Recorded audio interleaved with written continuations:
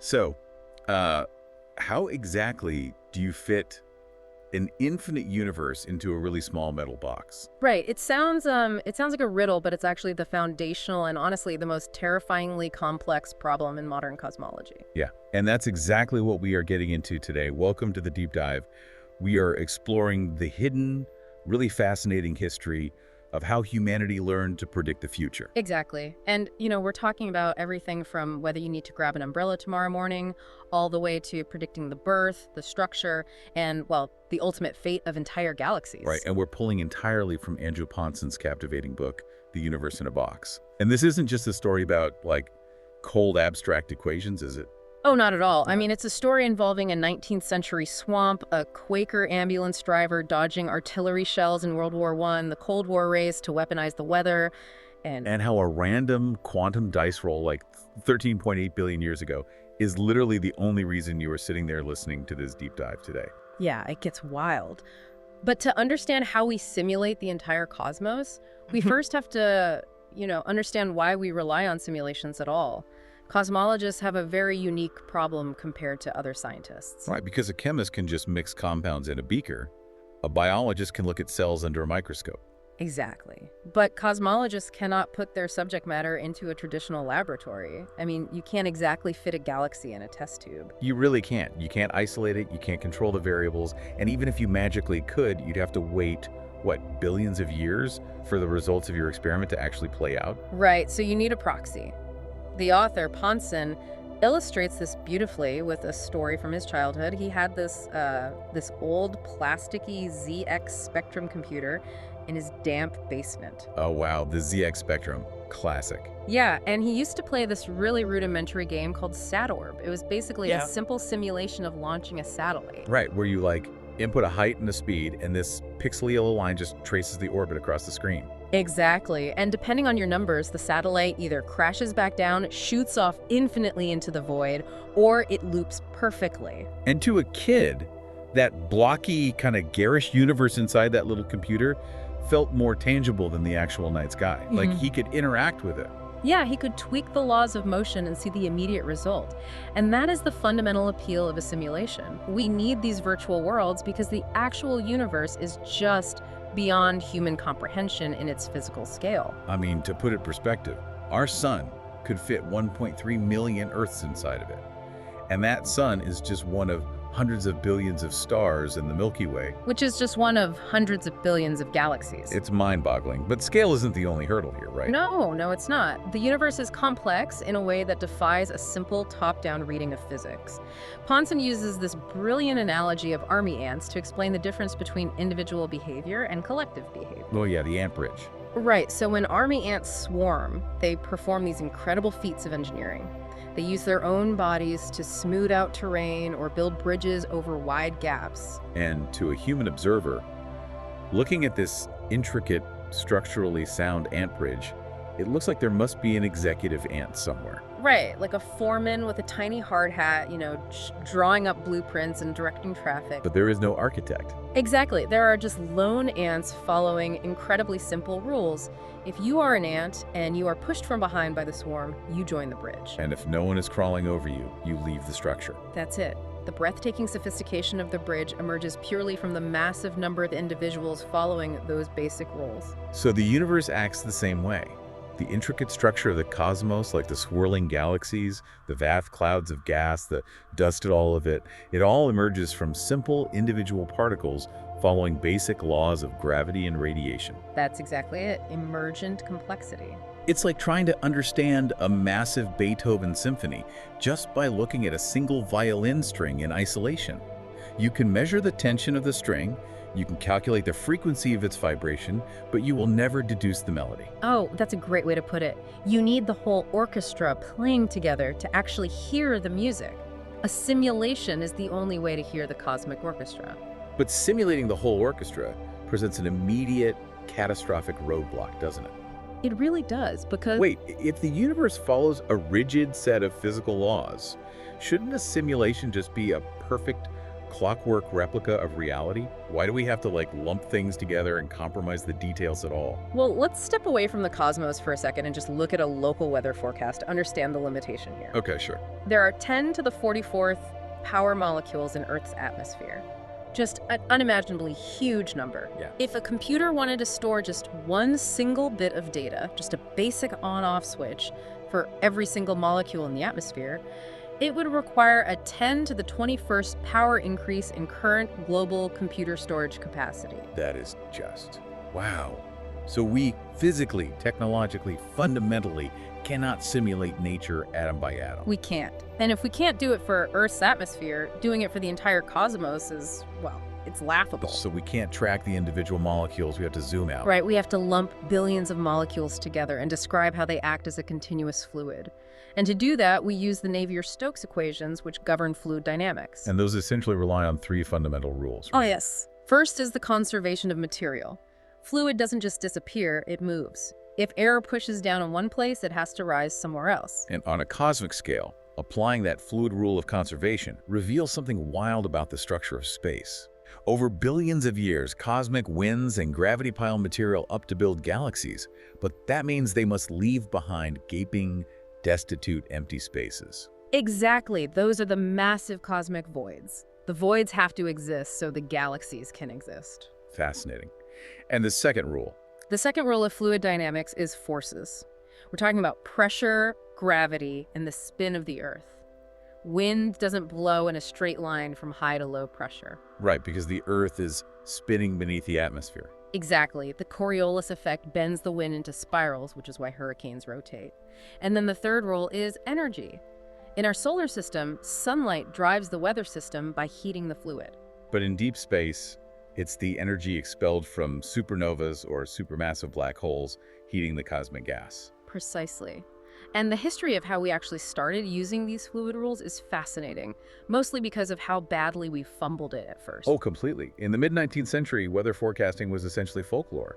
You had Joseph Henry, the director of the Smithsonian Institution in Washington, D.C. Right, operating out of the famous Smithsonian Castle, which was controversially built on a partially drained swamp. Yeah, a literal swamp castle.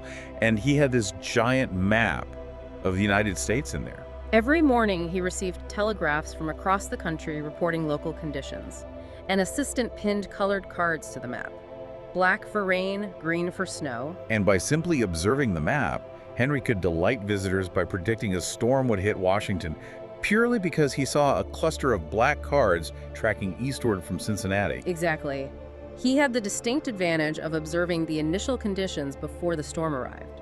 But Europe didn't have a massive continent to the west to string telegraph wires across. Right, weather systems hit Britain straight from the Atlantic Ocean. And this lack of initial conditions led to absolute disaster. During the Crimean War in 1854, a massive storm completely caught the British and French fleets by surprise on the Black Sea. It wrecked 37 ships. The Army's crucial supplies, their bread, beef, and pork were entirely lost. It was a catastrophe. It really was. It proved that European navies desperately needed a way to predict the future. So Admiral Robert Fitzroy in London attempted to solve this by publishing the first official weather forecasts in the Times in 1861. And the public response was brutal ridicule. People wrote in saying he was no better than a man guessing in a mine. Yeah, because he lacked telegraph stations in the ocean, he didn't have the initial conditions. He was essentially flying blind, trying to extrapolate patterns without hard data. Recognizing patterns on a map is one thing. Actually calculating fluid dynamics to see into the future is another. Right. And an American meteorologist named Cleveland Abbey realized that meteorology had to abandon folklore and embrace those Navier-Stokes equations we talked about. But solving fluid dynamics equations for the whole planet involves an agonizing number of interconnected variables. And since computers didn't exist yet, this requirement led to one of the most heroic and honestly absurd computational efforts in human history, courtesy of Lewis Fry Richardson. Richardson is such a fascinating character. He was a Scottish physicist, a Quaker, and a staunch pacifist. During World War I, he refused to fight, volunteering instead to drive an ambulance for the French army. Yeah, and on his rest days, sitting behind the front lines, using a literal heap of hay as a desk and a freezing rest billet, he decided to compute the very first physics-based weather forecast entirely by hand. Entirely by hand. And his wife, Dorothy, had gathered the raw initial conditions. the temperature, pressure, and wind data from May 20 and 1910. Right, and Richardson designed these nightmarish spreadsheet forms. It was a manual algorithm. He would crunch the fluid dynamics numbers to predict the weather 3 hours into the future, write those results on the next page, and use them as the new baseline to push the forecast forward another 3 hours. It took him years to finish this single 6-hour forecast. And when he finally completed the math, the result was a spectacular failure. Oh yeah. His simulation predicted that the atmospheric pressure over Europe would jump to 1,108 millibars. And for context, the highest pressure ever recorded in the history of the Earth is 1,084 millibars. Right, so his result was physically impossible. So the very first physics-based weather forecast was spectacularly, comically wrong, predicting impossible atmospheric pressure. How did this failure not completely kill the concept of numerical forecasting right then and there?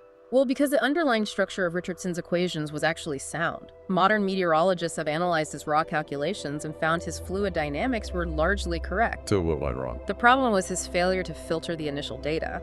Atmospheric pressure doesn't just contain slow-moving weather fronts, it also contains fast-moving acoustic waves, literal sound waves. Oh, wow. Yeah, Richardson's equations couldn't distinguish between a massive storm building up and a harmless, transient acoustic pressure blip. So the raw data contained tiny inaccuracies in wind measurement, and his math treated those tiny blips as massive forces, amplifying them into a mathematical hurricane. Exactly. He didn't smooth the data, so the math basically poisoned itself.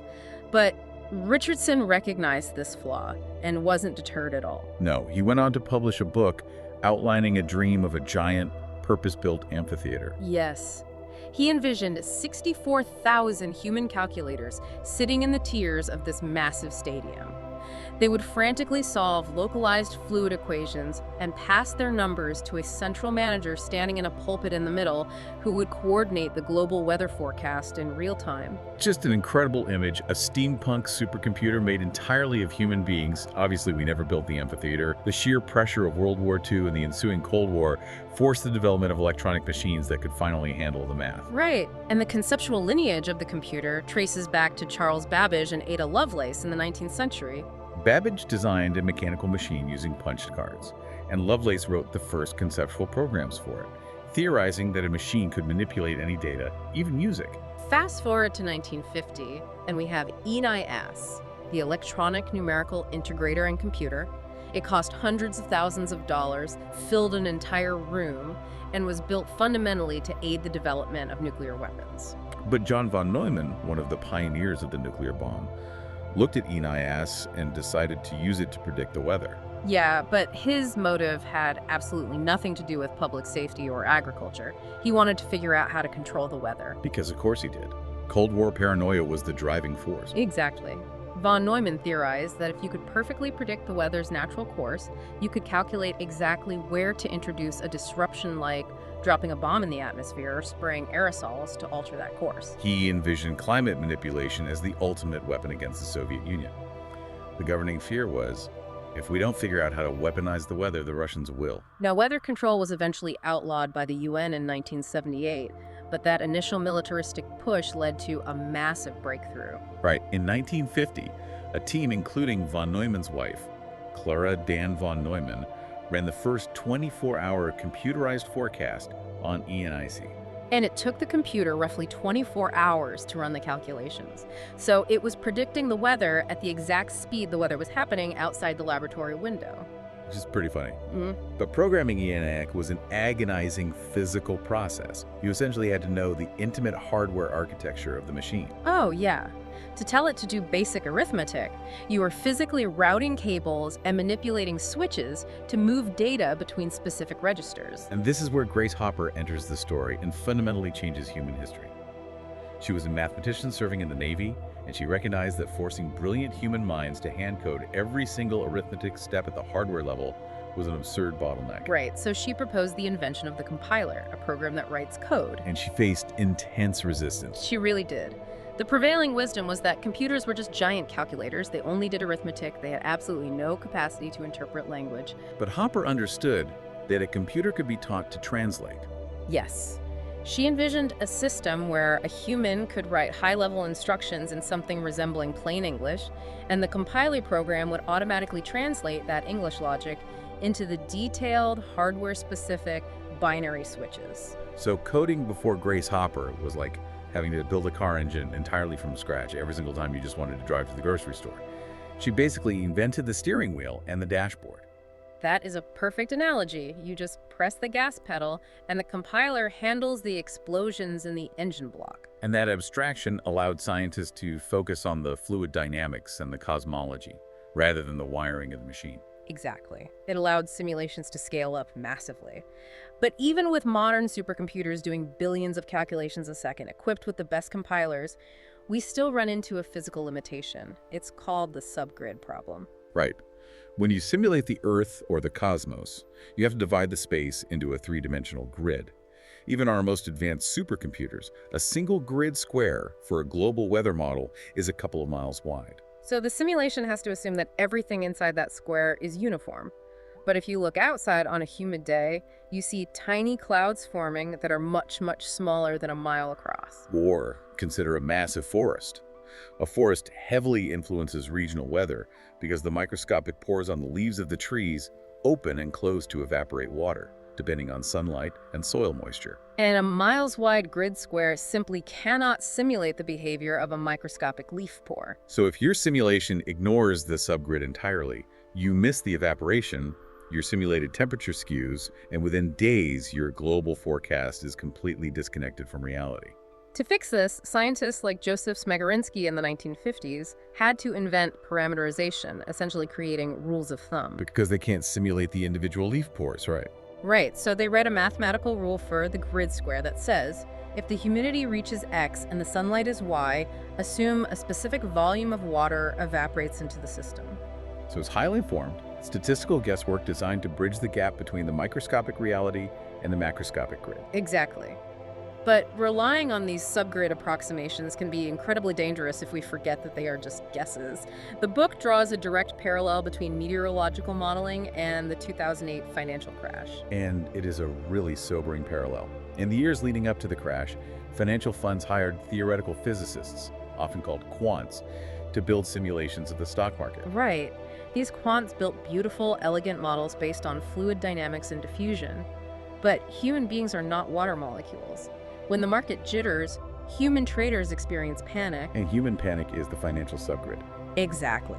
And the quants models largely failed to parameterize rare, catastrophic human panic. The institutions trusted the sheen of the computer's output, treated the simulation as an infallible reality, and lost trillions of dollars when the actual subgrid behavior defied the model. Wow. And this catastrophe led to the creation of the modeler's Hippocratic Oath, which warned scientists, I didn't make the world, and it doesn't satisfy my equations. I will not give people false comfort about their accuracy. Yeah, it's a necessary warning. Because if our models rely on educated guesses for these tiny subgrid phenomena, what happens when those tiny phenomena misbehave and spiral out of control? Well, that question brings us to Sukuro Manabe and Edward Lorenz in the 1960s, and the discovery of chaos theory. The famous butterfly effect. Yes. Lorenz found that if you change the initial conditions of a weather simulation by a microscopic amount, say a butterfly flapping its wings in Brazil, it fundamentally alters the weather a few weeks later. The flapping wings might cascade through the atmosphere and cause a tornado in Texas. Right, and this chaotic nature dictates that detailed day-to-day weather forecasts will never extend much beyond a couple of weeks. The tiny, unmeasurable errors simply compound too fast. What blows my mind is how this concept of chaos applies to the cosmos, and specifically to the origin of our universe. Oh, definitely. If we take our cosmic simulation and run the clock backwards 13.8 billion years, the entirety of space compresses down to a microscopic scale. And when reality is microscopic, it is governed by the laws of quantum mechanics. Right. And the defining rule of quantum mechanics is uncertainty. Particles don't sit still, they jump around unpredictably. So in the microscopic early universe, matter didn't distribute perfectly evenly. Subatomic particles fluctuated. Yes. Through sheer random chance, some microscopic pockets ended up with slightly more matter, and others with slightly less. And as the universe expanded over billions of years, gravity grabbed hold of those tiny random differences. The slightly denser areas pulled in more gas and dust, eventually igniting into stars and forming the massive cosmic web of galaxies we see today. So when you really think about it, the fact that you are sitting here going about your day and listening to this deep dive right now traces entirely back to a random quantum dice roll 13.8 billion years ago. If a microscopic particle had randomly fluctuated to the left instead of the right, our entire galaxy might not exist. It is deeply humbling. And to make sense of this grand cosmic history, our modern simulations force us to confront the limits of our knowledge. To make the virtual galaxies spin at the correct speeds, we have to invent subgrid rules for elements we can't even see, specifically dark matter and dark energy. Because we don't know what the fundamental particle of dark matter is, so we cannot simulate it directly. Right. Instead, cosmologists write a subgrid rule that mathematically injects invisible gravitational mass into the simulation, pulling the simulated galaxies together in a way that matches what our telescopes observe in the real universe. It is a profound realization that these simulations aren't perfect mirrors of reality. They are lenses. We started our journey today looking at a kid playing Satorb in a damp basement, and we traced that human desire to predict the future through Joseph Henry tracking storms across a swamp, Lewis Fry Richardson calculating fluid dynamics on a World War I hay bale, the militaristic birth of Aeneas, and Gracehopper's fight to invent the compiler. And we've learned that whether you are trying to simulate the evaporation from a tree's leaf pores or the gravitational pull of dark matter, we are constantly trying to tame chaos. Yeah. These virtual boxes we build don't give us perfect answers, but they grant us the perspective to find our place in a profoundly unpredictable universe. Absolutely. I want to leave you with a provocative thought to carry with you today. If our entire cosmic history, the grand structure of the Milky Way, was seeded by tiny random quantum fluctuations at the dawn of time, are there other cosmic butterflies flapping their wings right now in the deep universe? Oh, that's a good question. Could an invisible subgrid quantum event happening today entirely reshape the long-term fate of our galaxy billions of years from now? Something to ponder the next time you check the 5-day weather forecast. Thank you for joining us on this journey. Keep questioning, keep looking up, and keep diving deep. Because whether it's a computer or your own mind, it's amazing what you can fit inside a small metal box.